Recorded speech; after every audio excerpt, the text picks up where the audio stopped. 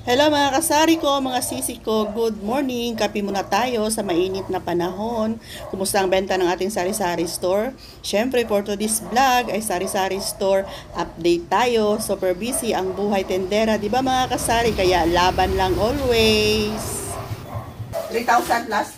3,067.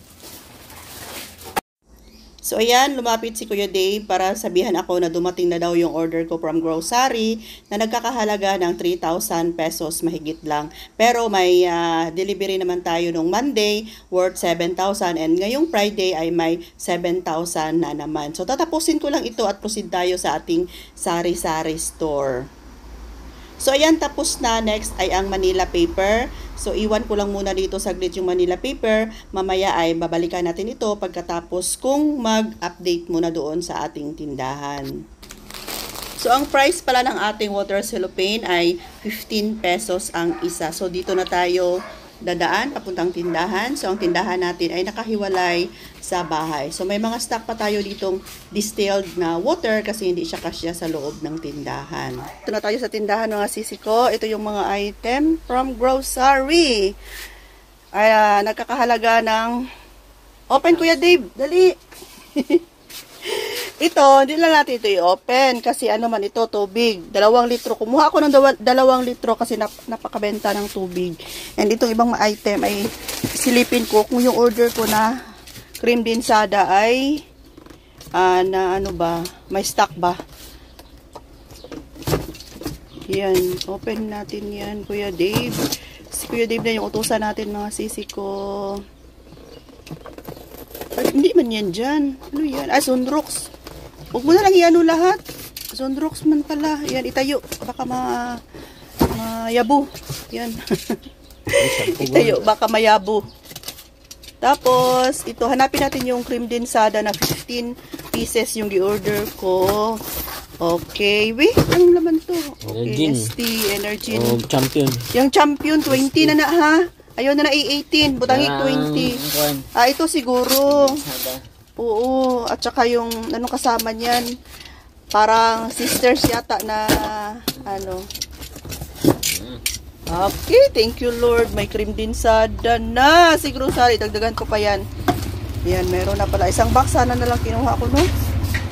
No? Tapos, dito tayo. Ayan, so kahapon, naglinis tayo ng tree. Ganda ng camera ko. Clear na clear talaga. Inugasan ko to kahapon kasi napaka-alikabok na. Ayan. Tapos mamaya ko si Kuya Dave ng itlog. 15 trays yung order niya. At ang ating plastic cups ay 3 na lang. Ayan. So sa mga chichirya natin, marami pa kasi kagro-grocery lang ni Ate Rose ninyo. Dami pa.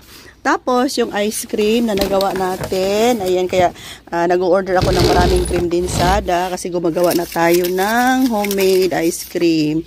Ayan, cookies and cream. Benta natin ng 15 pesos. Additional income mga kasari, o, diba? Bakante naman itong ating freezer ng Silicta. Hindi naman sila nagagalit. So, takpan muna natin kasi mainit pa yung araw. Proceed tayo dito. Tapos, ayan, dito sa ating ganda ng camera. Ay, super ganda ng camera natin. Ayan, minsan ko lang ito ginagamit kasi pag iharap ko to sa akin, maganda yung item. Pero pag sa akin makaharap, ang pangit. Kaya minsan ko lang ito ginagamit. Pero alam nyo ba, napaka-clear. Oh, ganda. Tapos lagayan natin ng mga ballpen. Yung buldak natin, 2 na lang. 95 yung benta ko. Alam nyo ba sa grocery to 89. 2 na lang yung natira. So, pupunta na naman kami ni Kuya Dave sa SNR para bibili ng buldak. Ayan. So far so good. Mga kasari, kahit na sabihin nating matumal, daming kakompetensya, pero lagi pa rin tayo nag-order, nagpapahatid sa grocery. So, ibig sabihin, lumalaban pa rin ang ating sari-sari store, di ba? Kahit na matumal, daming kakompetensya. So, lagi tayo nag-order, ibig sabihin, nauubos at nauubos pa rin yung ating mga paninda. Uy, wala naman dahil tayo mga mismo diri, oh.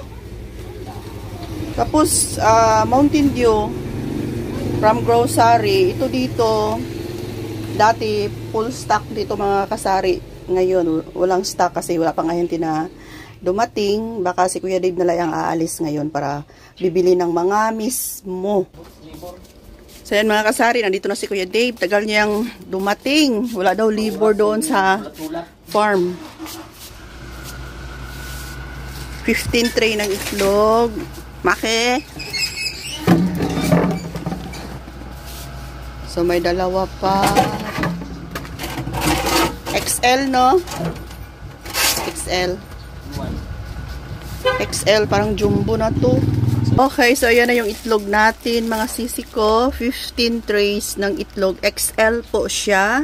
So, hindi na talaga kakayanin na 10 pesos. Kasi ang puhunan ay 8.70. 8.80 na daw, sabi ni Kuya Dave. Pero, jumbo naman tong mga sis. Kahit na 11 yung benta natin. Napakalaki naman, oh. Tingnan nyo. Dalawa yung igyok sa loob. Ayan, hindi naman sila kung 11 kasi nga napakalaki. Jumbo po to na size. Tapos bagong-bago, fresh from the farm kasi malapit kasi kami dito sa farm ng mga manok, poultry farm dito sa amin. So 15 trays ng itlog. Ayan, ang bilis maubos. Bagong harvest. Fresh from the farm mga kasari. Okay. So, comment kayo kung magkano ang benta ng itlog ninyo dyan sa lugar ninyo. Yan, 11 na talaga. Nakapag-decide na kami ni Kuya Dave. Tapos, ang bigas natin ay bumaba na. Nasa 50 na lang siguro ang kilo nito. Ayan. May maliliit tayo na 5 kilos.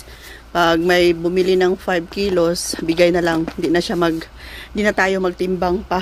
Ayan. Tapos, may mga malalaki din tayo. Para ilagay natin dito sa box. Nilagyan ni Kuya Dave ng takip para yung mga ibon, hindi sila makadapo dyan. Magpupo. Tapos ito, may bigas tayo para sa tag 1 kilo, 3 kilos lang ang bibilhin. Ayan, ito yung ililipat ni Kuya Dave doon. Ayan, tapos, nilagyan ko na ng price tag. Kasi nasanay kami na 10 pesos lang yung itlog. So may nakalagay na 11 talaga para at least kita kaagad pag may bumili. Dito tayo sa likod na. Ayan. Kita na kaagad na 11 na yung benta natin. Okay. So dito tayo na part. So nakapag-ayos na ako dito. Na-arrange na itong lagayan natin ng mga biscuits. Super busy ang life natin, no? Mga kasari, walang katapusang trabaho. Ayan. Nakapag-arrange na tayo dyan sa ating lagayan ng mga overstocks. At yung iba mga chichirya na display na. Okay, so siguro ito lang muna yung natin ngayon, update. Thanks for watching. See you next vlog. Bye for now. Love you all mga sisi ko. Bye!